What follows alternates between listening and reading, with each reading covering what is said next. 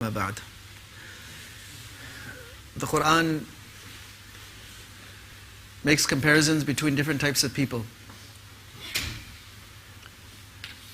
In Surah Al-Baqara, it talks about people who are completely lost in their worldly lives.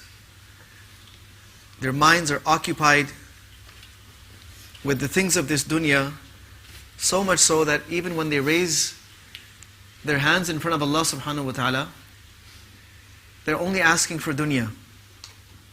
Now, there is nothing wrong with asking Allah subhanahu wa ta'ala for dunya, because that's who we go to for all our needs.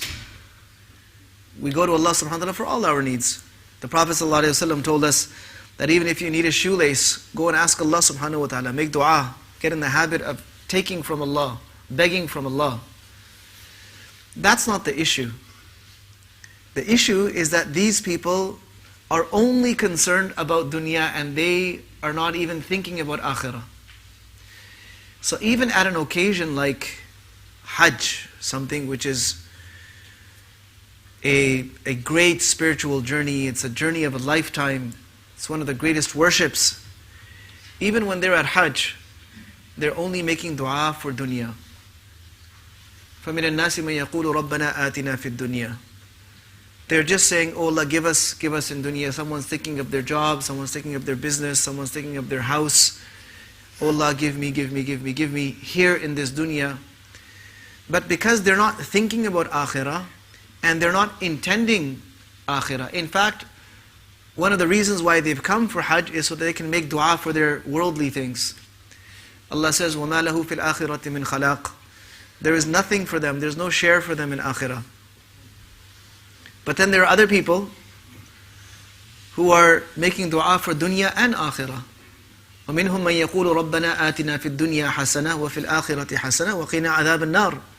Some people are saying, oh Allah, give us good in dunya, but give us good in akhirah as well, and save us from the punishment of Jahannam.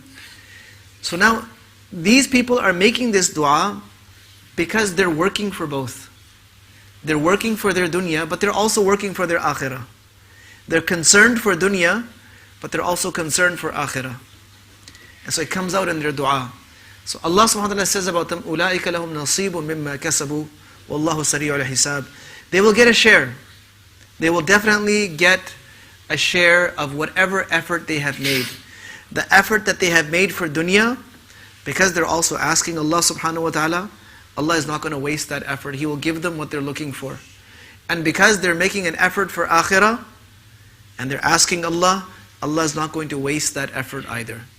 So these were two types of people. Now look how the two different types of people behave. Right after this, the Quran talks about, again, two people, but these two people are a reflection of the first two. The one that is just completely lost in dunya, and the other one who has dunya and works for dunya, but his preference is always for akhirah. So regarding the first one, Allah subhanahu wa ta'ala says, وَمِنَ النَّاسِ مَنْ يُعْجِبُكَ قَوْلُهُ فِي الْحَيَاةِ الدُّنْيَا وَيُشْهِدُ اللَّهَ عَلَى مَا فِي قَلْبِهِ وَهُوَ أَلَدُّ الْخِصَامِ. There's some people who are very well spoken. They know how to present a case, they know how to argue, they know how to debate, and they have all the words. You can't beat them in an argument, you can't beat them in a debate, you can't convince them that they're wrong. They are always in control of the conversation. And they make big claims about how much they love Allah, how much they desire akhirah, and what kind of a believer they are, how strong their iman is.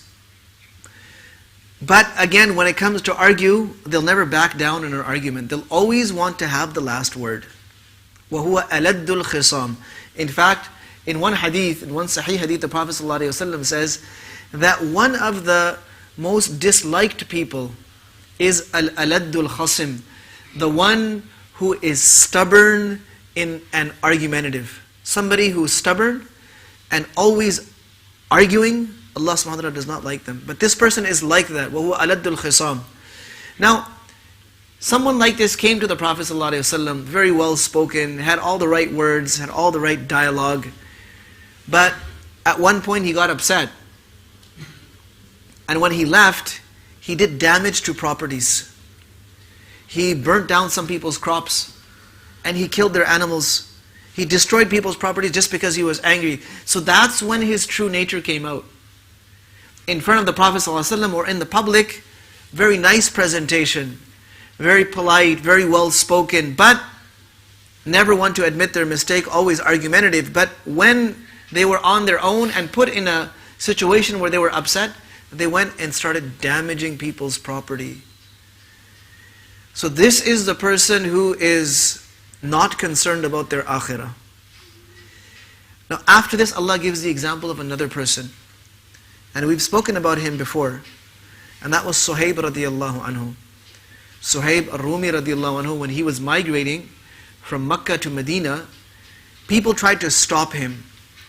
Because when he had started his life in Makkah, he had been kidnapped as a small child and been taken as a slave. And when he grew up, he managed to run away and free himself. He came back to Makkah, which was his hometown. He had to start from scratch. He had to start all over again. He was completely poor. But he worked very hard, and Allah subhanahu wa ta'ala blessed his efforts, and in a short amount of time he was able to earn a lot of wealth. When he was leaving, people stopped him and said, wait a minute, you came here with nothing, you've earned all this money, now you're going to take it out from here? We're not going to let that happen. He said, look, I have to migrate. It's the command of Allah. They said, well, we're not going to let you go like this. He said, okay, so is it my money that you want? Is it my wealth? No problem, you can take my wealth. I'm happy to part with it. I'm happy to leave it behind. So, now Suhaib radiallahu anhu had worked for that money. Remember, we're talking about working for dunya. He had also worked for his dunya. But when it came time to choose, either I prefer my dunya or prefer my akhirah, he preferred his akhirah. And he said, look, you can take whatever of my money you want, but you need to let me go. You have to release me. You can't keep me here as a prisoner. I have to migrate because it's the command of Allah. And if you want to take my money in order to release me, take all my money. And he told them where all his wealth was, where all his assets were, where all his merchandise was, where all his gold was. He told them the locations of every single place where he had put his money, and they let him go. And now he leaves. Now look at, this is a person who had nothing. And now he's back to that same point. But this time he's done that deliberately to please Allah, for the sake of Allah, because he had to make a choice. Either he's keep his money, but then he can't migrate, or he migrates, then he has to leave his money. He decided to migrate because it was a command of Allah. When he reached Medina, the Prophet ﷺ had just migrated. When he reached, the Prophet ﷺ was still at Quba. Allah subhanahu wa ta'ala sent Jibreel alayhi salam to inform the Prophet ﷺ of what sacrifice Suhaib had made. So Nabi ﷺ congratulated him. He said, Rabih al-bay'u ya Aba Yahya. Your exchange that you have made was very profitable. And then Allah subhanahu wa ta'ala revealed this verse, وَمِنَ النَّاسِ مَنْ يَشْرِي نَفْسَهُ ابْتِغَاءَ مَرْضَاتِ اللَّهِ وَاللَّهُ رَؤُوفٌ بِالْعِبَادِ. Some people are ready to give up everything for the sake of Allah, even their lives, everything that they own. And that's what Suhaib radiallahu anhu did. So we have to strike a balance between working for dunya, but also working for akhirah.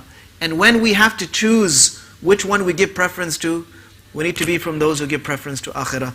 May Allah make us from those people. وصلى الله وسلم وبارك على نبينا محمد وعلى آله وأصحابه.